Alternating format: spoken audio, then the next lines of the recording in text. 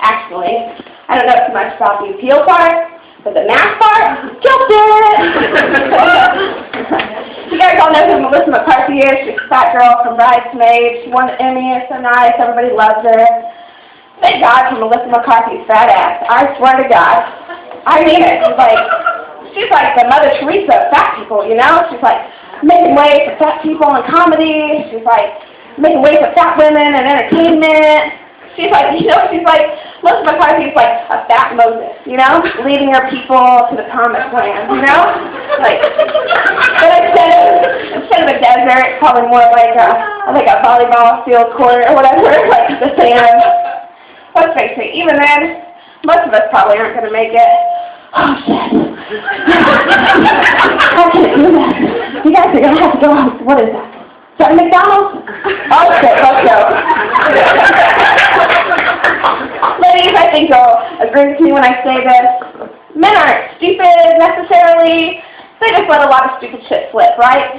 Like, my fiancé and his boys, they say this one thing. It's super ignorant. You guys probably heard of it. No homo. You guys heard of that? Those of you who... I know. Those of you who aren't familiar with it, no homo is basically like a get-out-of-gay-free card. If you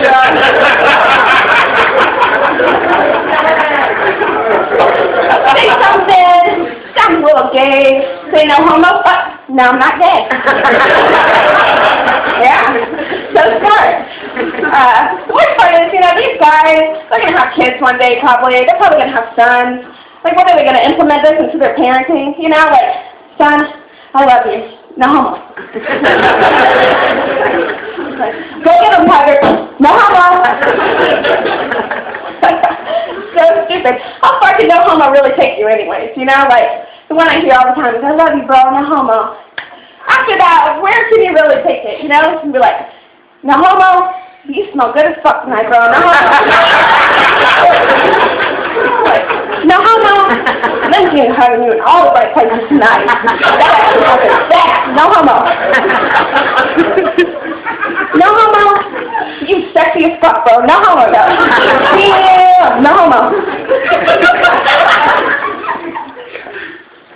I don't know where this stops at, but what I do know is that we don't have all the guys over and everybody's drinking towards the end of the night. Things start getting a little too quiet. I know it's time to start checking my spare bedroom, because I don't know how far no homo can take you, but I don't know how far they're trying to take it. No homo, no homo, no homo, no homo, no homo.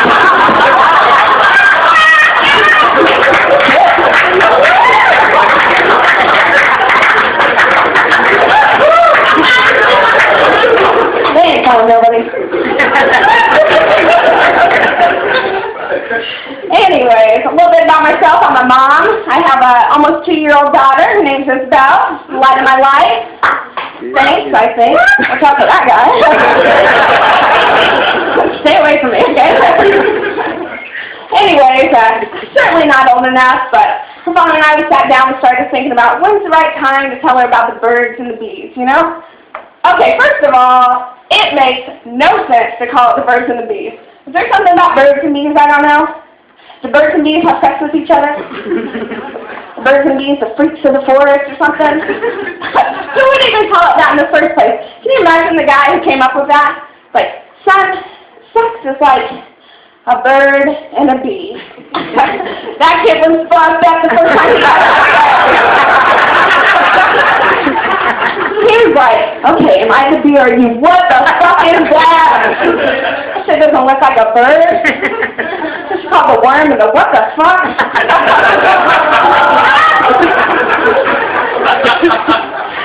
But you know, people are like, oh, Kristina, they say it's a bee because sex is like a beautiful pollination. Fuck that. You think I want some guy rubbing all over some other girl and bringing that bitch and sex to me? Isn't that how STDs work? Actually, when you put it like that, it kind of makes more sense. Fuck that bee, you little cheap bastard. Hope that bird comes down to eat your ass. Alright, that's my time, love you guys. No.